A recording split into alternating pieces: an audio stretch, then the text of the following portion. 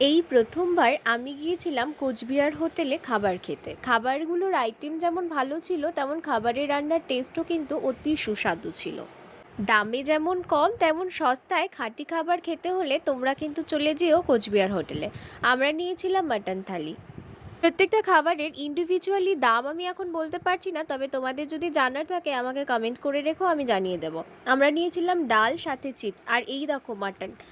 সেখানকার খাবারের টেস্ট যেমন বাড়ির খাবারের মতো, মাটনটা যে দেখতে পাচ্ছ, এই মাটনটাও একদম বাড়ির মতো টেস্ট হয়েছিল। এত সুন্দর টেস্ট আমি মাটন আজ পর্যন্ত কোথাও খাইনি। চাইনিজ খাবার খেতে খেতে সত্যি বোর হয়ে যাচ্ছিলাম, তাই ভাবলাম ইন্ডিয়ান কোনো হোটেলে খাবার ট্রাই করি। ওখানে উইথ বোন বা বোনলেস যেটাই চাইবে সেটাই তুমি পেয়ে যাবে। পুরো খাবারের প্রাইসটা জানতে হলে আমাকে মেসেজ করে রেখো, আমি জানিয়ে দেবো। গরম ভাতে মাটনের ঝোল উইথ মাটন, অমৃত লাগছিল। আর সাথে আমাদের ছিল চাটনি। এই দেখো প্লেট আমার পুরো ফাঁকা, এবার উঠে যাবো। ব্লগটা কেমন লাগলো জানিও। বাই।